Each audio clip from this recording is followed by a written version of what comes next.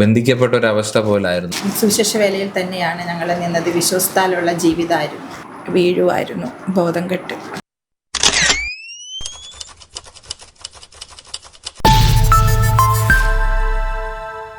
Christian focus മീഡിയയിലേക്ക് സ്വാഗതം. ആത്മീയ ഗാന ശുശ്രൂഷ വേദികളിൽ വളരെ ചുരുങ്ങിയ കാലം കൊണ്ട് തന്നെ അനേകം പേർക്ക് അനുഗ്രഹമായി തീർന്ന വ്യക്തിയാണ് ശ്രീ ബിജു കറുകയിൽ. പവർ വിഷനിലെ അദ്ദേഹത്തിൻ്റെ ആത്മീയ ശുശ്രൂഷകളിൽ തൻ്റെ ഗിറ്റാറിലൂടെ ഒഴുകി വന്ന സംഗീതവും തൻ്റെ അനുഭവ സാക്ഷ്യങ്ങളും അനേക ഹൃദയങ്ങളെ സ്പർശിച്ചിട്ടുണ്ട്. ശ്രീ ബിജു കറുകയിലിൻ്റെ സാക്ഷ്യങ്ങൾ വളരെ ചെറുതായി നമ്മൾ കേട്ടെങ്കിലും വിശദമായി അറിയാൻ നമുക്ക് ആഗ്രഹമുണ്ട്. കാലത്തിൽ പിരിഞ്ഞുപോയ ശ്രീ ബിജു കറുകയിലിൻ്റെ ഭവനത്തിലാണ് നാം എന്നുള്ളത്. സ്വാഗതം. Praise the Lord. എൻ്റെ പേര് ജോയൽ. ബിജു കറുകയിലിൻ്റെ മകനാണ്. ഇവിടെ ഞാനും എൻ്റെ മദറുണ്ട്. മമ്മിയുടെ പേര് ബിന്ദു. വൈഫുണ്ട് പെർസിസ്. ഞങ്ങൾക്കൊരു മകനുണ്ട്. എൻ്റെ പേര് ഹീബൽ എന്നാണ്. ഇങ്ങനെയൊരു കൂടിവരവ് ദൈവം ഞങ്ങൾക്ക് നൽകി തന്നതിൽ കർത്താവിൽ ഞങ്ങൾ അധികം സന്തോഷിക്കുന്നു. പപ്പയുടെ ജീവിതത്തിലുണ്ടായ ദൈവത്തിൻ്റെ അനുഭവങ്ങളും അതിനോടുള്ള ബന്ധത്തിൽ ഞങ്ങൾക്ക് ദൈവം നൽകി തന്ന അനുഭവങ്ങളും ഒക്കെ നിങ്ങളുമായി പങ്കുവെക്കാൻ ഞങ്ങൾക്ക് സാധിച്ചതിൽ ഒത്തിരി സന്തോഷം. ഒരു ക്രിസ്ത്യൻ സംഗീതജ്ഞനുമായി കുടുംബജീവൻ തുടങ്ങുമ്പോൾ നേരിട്ട വെല്ലുവിളികളും അനുഭവങ്ങളും ഞങ്ങൾക്കും കേൾക്കാൻ ആഗ്രഹമുണ്ട്. 92 ഞങ്ങളുടെ വിവാഹം കഴിഞ്ഞു. വളരെ സന്തോഷമായിരുന്നു. എന്നാൽ ഒരു പാസ്റ്റർ എന്നൊരു അപ്പച്ചൻ, ബീച്ചാൻ്റെ അപ്പച്ചൻ പാസ്റ്ററായിരുന്നു. അന്നത്തെ കാലം അറിയാമല്ലോ, ഒത്തിരി കഷ്ടങ്ങളും പ്രയാസങ്ങളും ദുഃഖങ്ങളും നിറഞ്ഞൊരു കാലമായിരുന്നു. ആ ഒരു കുടുംബത്തിലേക്കാണ് ഞാൻ ചെന്ന് കയറിയത്. പക്ഷേ ഞാൻ വളരെ ഹാപ്പി ആയിരുന്നു. എന്നാൽ അതിൻ്റെ പുറകിൽ ഒത്തിരി കഷ്ടങ്ങൾ, ദാരിദ്ര്യങ്ങൾ, ഭക്ഷണം പോലും കഴിക്കാനില്ലാത്ത അവസ്ഥകളൊക്കെ ഞങ്ങളുടെ ജീവിതത്തിൽ വന്നിട്ടുണ്ട്. പക്ഷെ ദൈവം അവിടെ എല്ലാം നടത്തി. അതിനുശേഷം 95 മോനുണ്ടായി. അതിനുശേഷം 96 ഞങ്ങൾ വർഷിപ്പേഴ്സ് എന്നൊരു ടീമിൻ്റെ കൂടെ വർക്ക് ചെയ്യാനിടയായി തീർന്നു. അവിടെയും ഒത്തിരി ഒത്തിരി പ്രയാസങ്ങളും കഷ്ടങ്ങളും ദാരിദ്ര്യങ്ങളും ഭക്ഷണം കഴിക്കാനും ഒക്കെ ബുദ്ധിമുട്ടി. മോന് ഭക്ഷണം ഇല്ലാതെ വന്ന സാഹചര്യങ്ങളുണ്ട്. കടയിൽ ചെന്നിട്ട് അത്യാവശ്യം ചില സാധനം മാത്രം മേടിച്ചിട്ട് നമുക്ക് മോനെ പഴം കൊടുക്കാൻ പോലും പൈസ ഇല്ലാത്ത അവസരത്തിൽ ഞാൻ ആ കടക്കാരോട് ചോദിച്ചിട്ടുണ്ട്, എൻ്റെ വീട്ടിലൊരു കിളിയുണ്ട്, ആ കിളിക്ക് കഴിക്കാൻ ഒരു പഴം തരുമോ എന്ന് ഞാൻ ചോദിച്ചിട്ടുണ്ട്. അപ്പം ആ ഒരു സാഹചര്യത്തിൽ കൂടെയൊക്കെ കടന്നുപോയി. പക്ഷേ അവിടെ എല്ലാം ദൈവം നടത്തി. അതിനുശേഷം ബീച്ചാനെ 98 ബഹറിലേക്ക് കടന്നു പോകാനിടയായി. അന്നേരം മോന് 2.5 വയസ്സുണ്ട്. വളരെ പ്രതീക്ഷയോട് കൂടിയാണ് ബീച്ചാനെ ബഹറിലേക്ക് കടന്നു പോകുന്നത്. കാരണം ഞങ്ങൾക്കൊരു വീട് വേണം താമസിക്കാനായിട്ട്. ബീച്ചാൻ അവിടെ 2ാമത്തെ മകനാണ്. അപ്പം ഞങ്ങൾ മാറി താമസിക്കണം, അത്യാവശ്യമാണ്. അപ്പം അതിനുള്ള സാമ്പത്തികമൊന്നും ഞങ്ങളുടെ കയ്യിലില്ല. അപ്പോൾ ബീച്ചാന് ഒരു വീട് വെക്കണമല്ലോ എന്ന് പറഞ്ഞിട്ടാണ് ബഹറിലേക്ക് കടന്നു പോകുന്നത്. പക്ഷേ അവിടെ ചെന്ന് കഴിഞ്ഞപ്പോൾ പ്ലാനുകളെല്ലാം തെറ്റി. ബീച്ചിക്ക് കടന്നു വരാൻ പറ്റാത്ത അവസ്ഥയായി. പാസ്പോർട്ട് അവരുടെ കയ്യിലകപ്പെട്ടിട്ട് തിരിച്ച് അവർ കൊടുക്കാത്ത അവസ്ഥ. 10 വർഷം കടന്നുപോയി. പലപ്പോഴും അവരിങ്ങനെ ജോലി എടുക്കാൻ പോലും പറ്റാത്ത അവസ്ഥയിൽ കൂടി വിച്ച കടന്നുപോയി. അങ്ങനെ വെളിയിലെ വിച്ചൊരു മ്യൂസീഷ്യൻ ആയതുകൊണ്ട് വെളിയിൽ പോയി പഠിപ്പിക്കുകയും കാര്യങ്ങളൊക്കെ ചെയ്തതുകൊണ്ട് കാര്യങ്ങളൊക്കെ അങ്ങനെ നടന്നുപോയി. പക്ഷേ ആ വക്കീല് ബീച്ചാനെ ഒത്തിരി കളിപ്പിച്ചു. അങ്ങനെ നീട്ടി കൊണ്ടുപോയതുകൊണ്ട് പാസ്പോർട്ട് കിട്ടാൻ 10 വർഷം എടുക്കേണ്ടി വന്നു. അതിൻ്റെ ഇടയിൽ ബീച്ചാൻ ദൈവസന്നിധിയിൽ ഉപവാസത്തോടും പ്രാർത്ഥനയോടും ഇരുന്നു. ഞാനിവിടെയും വെള്ളം കുടിക്കാതെ ദൈവസന്നിധിയിൽ ഇരിക്കാനിടയായി. അപ്പോഴാ പെട്ടെന്ന് ദൈവം ഒരത്ഭുതം ഞങ്ങളുടെ ജീവിതത്തിൽ ചെയ്തു. ആൻറ്റിക്ക് അന്ന് എത്ര വയസ്സുണ്ടായിരുന്നു? എനിക്ക് അന്ന് 22 വയസ്സ്, മോന് 2 വയസ്സ്. 10 വർഷക്കാലം ശ്രീ ബിജു നാട്ടിൽ വരാതെ തന്നെ അവിടെ ആയിരുന്നു? അതെ, ബീച്ചിലേക്ക് വരാൻ പറ്റിയില്ല. 10 വർഷവും ബീച്ച് അവിടെയായിരുന്നു. അതിൻ്റെ ഇടയിൽ ഞാൻ പറഞ്ഞല്ലോ, ഒരു പാസ്റ്റർ ഒരു കുടുംബമായതുകൊണ്ട് അതിൻ്റേതായ കഷ്ടവും ദുഃഖവും എല്ലാം ആ ഭവനത്തിലുണ്ട്. അപ്പോൾ എനിക്ക് മോനെ പഠിപ്പിക്കണം. ബീച്ചാനെ എനിക്ക് അതിനനുസരിച്ച് സാമ്പത്തികമൊന്നും എനിക്ക് അയച്ചു തരാൻ പറ്റാത്ത അവസ്ഥ. അങ്ങനെ വന്നപ്പോൾ ഒത്തിരി പ്രയാസപ്പെട്ടു. ഞാൻ അതിൻ്റെ ഇടയിൽ ഒരു എംബ്രോയ്ഡറി ടീച്ചറായിരുന്നു. അപ്പം എനിക്ക് എൻ്റെ ചർച്ചിലെ പാസ്റ്റർ എന്നെ പറഞ്ഞു, ഞങ്ങൾക്ക് വർഷങ്ങളായിട്ട് അത് നിർത്തിവെച്ചൊരു സംഭവമായിരുന്നു. പക്ഷെ പാസ്റ്റർ പറഞ്ഞു, ബിന്ദു അത് തുടങ്ങണം, ഞങ്ങളെല്ലാം കൂടെ ഉണ്ടെന്ന് പറഞ്ഞു. ഞാൻ അങ്ങനെ അത് തുടങ്ങാനിടയായി. ഒത്തിരി പിള്ളേർ എൻ്റെ കീഴിൽ വന്ന് പഠിക്കാനും എല്ലാം ഇടയായി. പക്ഷേ 2006 പെട്ടെന്ന് ബീച്ചാൻ്റെ കോള് വരിക, എൻ്റെ പാസ്പോർട്ടും എല്ലാ കാര്യങ്ങളും കിട്ടി, എല്ലാം ഓക്കെ ആയി. ഞാൻ വരുവാന്ന് പറഞ്ഞ് 2006 ജനുവരി 1 തന്നെ ബീച്ച നാട്ടിൽ കടന്നു വരാനിടയായി. ഞങ്ങൾ വളരെ ഹാപ്പി ആയിരുന്നു. അതിനുശേഷം ഞങ്ങൾ 2008 തിരുവല്ലയ്ക്ക് മാറാനിടയായി, ഒരു വാടക വീട്ടിലേക്ക്. അതും ഒരു ടീം ഞങ്ങളെ ഹെൽപ്പ് ചെയ്യുമായിരുന്നു നമ്മളെ. കാരണം വീട്ടിൽ നിൽക്കാൻ പറ്റാത്ത സാഹചര്യങ്ങളൊക്കെ വന്നതോടുകൂടി നമ്മൾ തിരുവല്ലയ്ക്ക് മാറി. അവിടെ അവർ റെൻറ്റിന് നമുക്ക് വീടെടുത്ത് തന്നു. അവിടെ താമസിച്ചു. അവിടെ ഞങ്ങളൊരു 8 വർഷം ബീച്ചാനെ ഹാർവസ്റ്റ് എന്ന ടീമിൻ്റെ കൂടെ വർക്ക് ചെയ്തു ആ സമയത്ത്.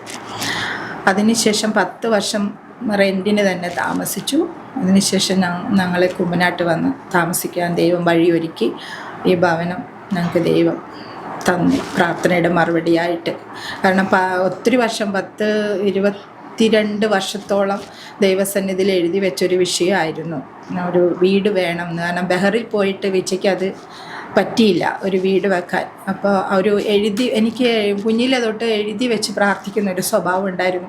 അപ്പോൾ എപ്പോഴും ഞാൻ എൻ്റെ ബൈബിളിലൊരു പേപ്പർ ഉണ്ടാവും എഴുതി വെച്ചത്. അപ്പോൾ ഞാൻ അതിനകത്ത് എഴുതി വെച്ചിരുന്നു, കർത്താവേ സ്വന്തമായിട്ടൊരു വീട് വേണം. എത്ര നാൾ നമ്മൾ, കാരണം റെൻറ്റിൽ താമസിക്കുന്നവരുടെ ബുദ്ധിമുട്ട് നമുക്കറിയാമല്ലോ. അങ്ങോട്ട് മാറി ഇങ്ങോട്ട് മാറി ഓരോന്നും പാക്ക് ചെയ്ത് കൊണ്ടുപോകുന്ന ബുദ്ധിമുട്ട്, പിന്നെ റെൻറ്റ് കൊടുക്കാൻ പറ്റാതെ വരുന്ന ബുദ്ധിമുട്ടെല്ലാം ആയപ്പം ഒത്തിരി ദൈവസന്നിധിയിൽ കരയാനിടയായി തീർന്നു. ദൈവം നമ്മുടെ പ്രാർത്ഥന കേട്ട് ദൈവം ഈ ഭവനം ഞങ്ങൾക്ക് ഒരുക്കി തന്നു. 2016 ഇവിടെ വന്ന് ഞങ്ങൾ താമസിക്കുന്നത്. അതിനുശേഷം 2020 വെച്ചാണ് പൗരുഷൽ കയറാനിടയായി, കൊറോണ സമയത്ത്. അങ്ങനെയാണ് വിച്ച അവിടുത്തെ ഗിറ്റാറിസ്റ്റായിട്ട് കയറാനിടയാവുന്നത്. 2006 ശേഷം ക്രിസ്ത്യൻ മേഖലയിൽ തന്നെയാണോ സുവിശേഷ വേല കേന്ദ്രീകരിച്ചത്? അതോ? അതെ, 2006 മുതൽ സുവിശേഷ വേലയിൽ തന്നെയാണ് ഞങ്ങൾ നിന്നത്. വിശ്വസ്താലുള്ള ജീവിതമായിരുന്നു. ദൈവം നടത്തി ഇത്രത്തോളം. എങ്ങനെയാണ് പൂർണ്ണമായി ദൈവസേനയിലേക്ക് സമർപ്പിക്കപ്പെടുന്നത്? പൂർണ്ണമായിട്ട് ദൈവസേനയിൽ സമർപ്പിക്കപ്പെടുന്നത് 95 ഞങ്ങൾക്ക് കുഞ്ഞ് ഉണ്ടായി. ടെസ്റ്റ് ചെയ്ത് കഴിഞ്ഞപ്പോൾ ഡോക്ടർ പറഞ്ഞു, ഈ കുഞ്ഞിനെ നിങ്ങൾക്ക് ലഭിക്കില്ല, കാരണം അവൻ അംഗവൈകല്യം ഉണ്ടാവും. ഇത് ലഭിച്ചാൽ നിങ്ങളുടെ ജീവിതത്തിൽ കരച്ചിൽ മാത്രമേ ഉണ്ടാകത്തുള്ളൂ. അപ്പം ഞാനൊരു മെഡിസിൻ എടുക്കുന്ന സമയമായിരുന്നു അന്നേരം. ആ മെഡിസിൻ കഴിക്കുന്ന സമയത്ത് കുഞ്ഞുണ്ടാവാൻ പാടില്ല. പക്ഷേ ദൈവം തരുന്നതല്ലേ നമ്മൾ. അന്നേരം ഡോക്ടർ അത് അബോഷനാക്കി കളയണമെന്ന് പറഞ്ഞെങ്കിൽ ഞങ്ങൾ വെളിയിൽ ഇറങ്ങിയിട്ട് പ്രാർത്ഥിച്ചു. ഞാനും വിജയും കൂടി പ്രാർത്ഥിച്ചു. വിജയൻ്റെ ഒരു ഫ്രണ്ട് ഉണ്ട് അടുത്ത് തന്നെ തിരുവല്ലയിൽ. അവിടെ പോയിരുന്ന് ഞങ്ങൾ ഒത്തിരി പ്രാർത്ഥിക്കുകയും കരയുകയൊക്കെ ചെയ്തപ്പോൾ അവിടുത്തെ ആൻറ്റി ഞങ്ങളെ ഒത്തിരി പറഞ്ഞ് ഞങ്ങളെ സമാധാനിപ്പിച്ചിട്ട് പറഞ്ഞു, മക്കളെ നിങ്ങൾ ഒന്നുകൊണ്ടും വിഷമിക്കേണ്ട, ദൈവം നിങ്ങൾക്ക് തന്നതാണ്, ഇതിനെ നിങ്ങൾ ഒരിക്കലും കളയരുത്. അത് ദൈവം നിങ്ങൾക്ക് അവനെ അവനാണോ അവളാണോ നമുക്കറിയത്തില്ല, ആ കുഞ്ഞിനെ നമുക്ക് ആരോഗ്യത്തോടെ ദൈവം തരും. അത് ഡോക്ടറോട് നിങ്ങൾ ചെന്ന് പറയണം എന്ന് പറഞ്ഞാൽ ഞങ്ങളെ വളരെ വിശ്വാസത്തിൽ ഉറപ്പിക്കുക ഉണ്ടായത്. ഞങ്ങൾ ആ ധൈര്യത്തിൽ ഡോക്ടറിൻ്റെ അടുക്ക പോയിട്ട് പറഞ്ഞു, ഞങ്ങൾ ഈ കുഞ്ഞിനെ ഒരിക്കലും അബോർഷനാക്കി കളയത്തില്ല, ദൈവം ഞങ്ങൾക്ക് ആരോഗ്യത്തോടുകൂടി പൈതലിനെ തരും എന്ന് പറഞ്ഞു. അപ്പോൾ ഡോക്ടർ പറഞ്ഞു, നിങ്ങൾക്ക് അങ്ങനെ വിശ്വാസം ഉണ്ടെങ്കിൽ ഓക്കെ, പക്ഷേ ഞാൻ ഒരിക്കലും അതിന് സമ്മതിക്കത്തില്ലെന്ന് പറഞ്ഞു. ഞങ്ങളങ്ങനെ അന്നെന്ന് പറഞ്ഞാൽ സ്കാനിങ്ങും കാര്യങ്ങളൊന്നുമില്ല. ദൈവസന്നിധിയിൽ ഞങ്ങൾ സമർപ്പിച്ചു. ബീച്ചാൻ അതോടുകൂടിയാണ് ദൈവസന്നിധിയിൽ പൂർണ്ണമായിട്ട് ദൈവത്തിന് വേണ്ടി സമർപ്പിച്ചത്. കാരണം ബീച്ചാൻ ഒരു പെങ്ങളുണ്ടായിരുന്നു. അതിൻ്റെ ഇടയിൽ പെങ്ങൾ 86 മരണപ്പെടാനിടയായിത്തീർന്നു. അതോടുകൂടി ആ വീട് ഒത്തിരി മാനസികമായി തകർന്നു, വല്ലാത്ത അവസ്ഥയിലേക്ക് കടന്നുപോയി. ആ സമയത്ത് ഇവരെല്ലാം മാനസികമായിട്ട് ഒത്തിരി പ്രയാസപ്പെട്ടിരിക്കുന്ന സമയത്താണ് ഞങ്ങളുടെ വിവാഹം നടക്കുന്നത്. അപ്പോൾ ആ ഒരു അവസരത്തിൽ ഇങ്ങനെ ഇരിക്കുന്നത് കൊണ്ട് എന്താ പറയുന്നത്, ഇങ്ങനെ ഒരു ഒഴുക്കൻ മട്ടിൽ പോകുന്ന ഒരു അനുഭവമായിരുന്നു. പക്ഷേ മോൻ്റെ ഈ വിഷയത്തോടുകൂടി ദൈവസന്നിധിയിൽ വീച്ചാൻ പൂർണ്ണമായിട്ട് സമർപ്പിച്ചു. ഇനി ഞാൻ ദൈവത്തിന് മാത്രം വേണ്ടി നിൽക്കത്തുള്ളൂ, എന്ത് ചെയ്യണമെങ്കിലും ഞാൻ എൻ്റെ ദൈവത്തിന് വേണ്ടി മാത്രം ചെയ്യത്തുള്ളൂ എന്ന് പറഞ്ഞ ദൈവസന്നിധിയിൽ തീരുമാനം എടുക്കുവാനിടയായി തീർന്നു. പെട്ടെന്നാണല്ലോ വിയോഗമുണ്ടായത്. അപ്പോൾ അവസാന നിമിഷങ്ങളെ ഒന്ന് ഓർക്കാമോ അദ്ദേഹവുമായുള്ള? അതെ, പെട്ടെന്നായിരുന്നു. അന്നൊരു സൺഡേ ആയിരുന്നു. അന്ന് രാവിലെ വീച്ചാനെ ഇരിക്കുന്നതിലും കൂടുതൽ ദൈവസന്നിധിയിൽ ഇരുന്ന് പ്രാർത്ഥിക്കുകയും ബൈബിള് വായിക്കുകയും ഡയറി എഴുതുകയും ഒക്കെ ചെയ്യാനിടയായി തീർന്നു. വളരെ ക്ഷീണിതനായിരുന്നു വീച്ചാൻ ആ നേരം. പക്ഷേ ഞാൻ ഒരിക്കലും പ്രതീക്ഷിക്കുന്നില്ല വീച്ച ഞങ്ങളെ വിട്ട് കടന്നു പോകുമെന്ന്. ഞങ്ങൾ വളരെ ഈ പ്രാർത്ഥനയും കാര്യങ്ങളെല്ലാം കഴിഞ്ഞിട്ട് ഈ സെറ്റിയിൽ ഞങ്ങൾ രണ്ടുപേരും കൂടി ഇരുന്ന് കുറച്ച് നേരം വർത്താനം എല്ലാം പറഞ്ഞു. അത് കഴിഞ്ഞിട്ട് ഞാൻ ഇച്ചിരി പ്രോട്ടീൻ പൗഡർ കലക്കി ഇച്ചിരി ലിക്വിഡായിട്ട് കൊടുത്താണ്. തൊണ്ടയ്ക്ക് വേദന ഉള്ളതുകൊണ്ട് ബുദ്ധിമുട്ടുണ്ടായിരുന്നു. അങ്ങനെ ഞങ്ങൾ രണ്ടുപേരും കൂടി അടുത്തടുത്തിരുന്ന് അത് വെച്ചാൽ കുടിക്കുന്നു, അടുത്തിരുന്ന് വർത്താനമൊക്കെ പറഞ്ഞുകൊണ്ടിരിക്കുക. അല്ലെ പെട്ടെന്ന് പറഞ്ഞു ശ്വാസം കിട്ടുന്നില്ലെന്ന് പറഞ്ഞു. ഞാനിങ്ങനെ പിടിച്ചു നോക്കുമ്പോഴും നമ്മുടെ കൈ തെറിച്ചു പോകും. ആ രീതിയിൽ ഇടിച്ചുകൊണ്ടിരിക്കുക. പെട്ടെന്ന് മോൻ വണ്ടി എടുക്കാൻ ഇറങ്ങിയപ്പോക്കും എൻ്റെ ദേഹത്തോട്ട് വെച്ച വീഴുമായിരുന്നു, ബോധം കെട്ട്. പിന്നെ ഒരു അനക്കവും ഇല്ലാതായി. ഉടനെ ഹോസ്പിറ്റലിൽ കൊണ്ടുപോയി. പവർ വിഷൻ മിനിസ്ട്രിയിലോട്ട് എത്തിപ്പെടുന്ന എൻട്രി എങ്ങനെയായിരുന്നു? പവർ വിഷനിലോട്ട് എത്തപ്പെടുന്നത് കോവിഡ് ടൈമിലാണ്. കോവിഡ് വളരെ മൂർധന്യാവസ്ഥയിൽ നിൽക്കുന്നൊരു ടൈമിലാണ് പവർ വിഷനിലോട്ട് എത്തപ്പെടുന്നത്. അതൊരു ഉപവാസ പ്രാർത്ഥനയിലായിരുന്നു പപ്പയെ പവർ വിഷനിലോട്ട് വിളിക്കുന്നത്. അതിനു മുമ്പും പപ്പ ഒരു മ്യൂസീഷ്യനായി തന്നെ, ഒരു ക്രിസ്ത്യൻ മ്യൂസീഷ്യനായി തന്നെ തുടരുന്നൊരു ടൈമായിരുന്നു. പിന്നെ ഒരു കോവിഡ് ടൈം എന്ന് പറയുന്ന ക്രിസ്ത്യൻ മ്യൂസീഷ്യൻസിനെ സംബന്ധിച്ചിടത്തോളം ഭയങ്കര ചലഞ്ചിങ് ആയിട്ടുള്ളൊരു ടൈമായിരുന്നു. നമുക്കെല്ലാതും ഊഹിക്കാനേ ഉള്ളൂ. അപ്പോൾ ആ ഒരു ടൈമിൽ അടുത്ത ദിവസങ്ങളെ എങ്ങനെ നമ്മൾ ഫേസ് ചെയ്യും എന്ന് വിചാരിച്ച് പ്രാർത്ഥിച്ചൊക്കെ ഇരിക്കുന്ന ടൈമിലാണ് ശരിക്കും പൗരുഷൻ ഒരു വേ ആയിട്ട് പപ്പയുടെ മുമ്പിൽ തുറക്കപ്പെടുന്നത്. അപ്പം അങ്ങനെയാണ് അവിടോട്ടുള്ളൊരു എൻട്രി. അതിന് മുമ്പും പപ്പ ക്രിസ്ത്യൻ പ്രോഗ്രാംസാണ് കൂടുതലും ചെയ്തുകൊണ്ടിരുന്നത്. മമ്മി പറഞ്ഞ പോലെ ഗൾഫിൽ വെച്ചിട്ടും ബഹറിൽ പോയ ആ ടൈമിലും ബഹറിൽ പോകുന്നതിന് മുന്നും ഒരു വർഷിപ്പേഴ്സ് എന്ന് പറയുന്ന ഒരു ടീമിൻ്റെ കൂടെ, പിന്നെ JVP ട്രങ്കിൾ, ഗോസ്പൽ ടൂണേഴ്സ്, അങ്ങനെയുള്ള ടീമുകളിലൊക്കെയാണ്. പിന്നെ ഹോളി ഹാർപ്പ്, കീബോർഡ്സ് ആയിട്ടുള്ള യേശുദാസ് ജോർജ് ആശാൻ്റെ ടീമായിട്ടുള്ള ഹോളി ഹാർപ്പിൽ, അവിടെയൊക്കെയാണ് പപ്പയുടെ ശുശ്രൂഷകൾ, ദൈവം കൊടുത്തിട്ടുള്ള താലന്തുകൾ അധികമായിട്ട് ഉപയോഗിക്കപ്പെടാനായിട്ട് ദൈവം മുഖാന്തരമാക്കിയ വഴികൾ അതൊക്കെയായിരുന്നു. പിന്നെ ഗൾഫിലായിരുന്ന സമയത്ത്, ബഹറിലായിരുന്ന സമയത്ത് ഒത്തിരി സെക്യുലർ പ്രോഗ്രാംസൊക്കെ പപ്പ ചെയ്തിരുന്നു. ആ ഒരു ഫിനാൻഷ്യലായിട്ടുള്ളൊരു ബുദ്ധിമുട്ടിനുള്ള ഒരു ബന്ധത്തിലൊക്കെ ആയിരിക്കാം. പക്ഷേ ആ ഒരു നാട്ടിലേക്ക് എത്തപ്പെടാൻ പറ്റാത്തൊരു സാഹചര്യം വളരെ മനസ്സിനെ അലട്ടിയപ്പോൾ, കാരണം കുഞ്ഞിനെ കാണാൻ കഴിയുന്നില്ല, ഭാര്യയെ കാണാൻ കഴിയുന്നില്ല, അവിടെ ഒരു ബന്ധിക്കപ്പെട്ട ഒരവസ്ഥ പോലായിരുന്നു. അവിടെ പ്രോഗ്രാംസൊക്കെ ഉണ്ടായിരുന്നു. അവിടെ ബഹറിൽ ഡൽഹി പബ്ലിക് സ്കൂളിലെ മ്യൂസിക് ടീച്ചറൊക്കെ ആയിരുന്നു. അപ്പം അങ്ങനെയെങ്കിലും നാട്ടിലേക്ക് എത്താൻ പറ്റാതെ വരുന്ന ആ ഒരു സാഹചര്യം വളരെ മനസ്സിനെ ബുദ്ധിമുട്ടിച്ചായിരുന്നു. അങ്ങനെ പപ്പ ഒരു 7 days ഫാസ്റ്റിംഗ് ഇരുന്നു. മമ്മി പറഞ്ഞ പോലെ മമ്മിയും അന്നേരം വെള്ളമൊക്കെ കുടിക്കാതെ ഫാസ്റ്റിംഗ് ഒക്കെ ഇരുന്നതിൻ്റെ ഒരു മറുപടി ആയിട്ടാണ് പപ്പ ദൈവം ഇങ്ങോട്ട് കൊണ്ടുവന്നത്. അങ്ങനെ വരുന്നത് ഒരു ഹാർവസ്റ്റ് വർഷിപ്പേഴ്സ് എന്ന് പറയുന്നൊരു ടീം മുമ്പോട്ട് കൊണ്ടുപോകാനും അവരുടെ ശുശ്രൂഷയിൽ ഒരു ഭാഗവാക്കാകാനെല്ലാം ദൈവം ഇടയാക്കി. ആ ഒരു ടീമിനോടുള്ള ബന്ധത്തിൽ പിന്നുള്ള ശുശ്രൂഷകളെല്ലാം നാട്ടിൽ വന്നതിന് ശേഷം ആ ഒരു ടീമിനോടുള്ള, മ്യൂസിക് ടീമിനോടുള്ള ബന്ധത്തിലായിരുന്നു. പിന്നീട് ഈ പറഞ്ഞ പോലെ ഗോസ്പൽ ടൂണേഴ്സ്, ഹോളി ഹാർപ്പ്, അതിനകത്തെല്ലാം ഉൾപ്പെട്ടിരുന്നു. അങ്ങനെ പൊയ്ക്കൊണ്ടിരിക്കുന്ന ഒരു ടൈമിലാണ് ഈ പൗരുഷനിലോട്ട് എത്തപ്പെടുന്നത്. കാരണം ഈ കോവിഡിൻ്റെ ആ ഒരു പീക്ക് ടൈമിൽ തന്നെ, കാരണം അന്നേരം നമുക്ക് വെളിയിലോട്ടുള്ള യാത്രകൾ പോലും നിയമം അനുസരിച്ച് നമുക്ക് അനുവദനീയമല്ലാത്തൊരു ടൈമിലാണ്. അപ്പം പൗരുഷൻ എന്നൊരു കോള് വരുമ്പോൾ പോകാനായിട്ട് വളരെ മടിച്ചിരുന്നു. പലതവണയായിട്ട് വിളിച്ചപ്പോഴും പോകാനായിട്ട് മടിച്ചിരുന്നു.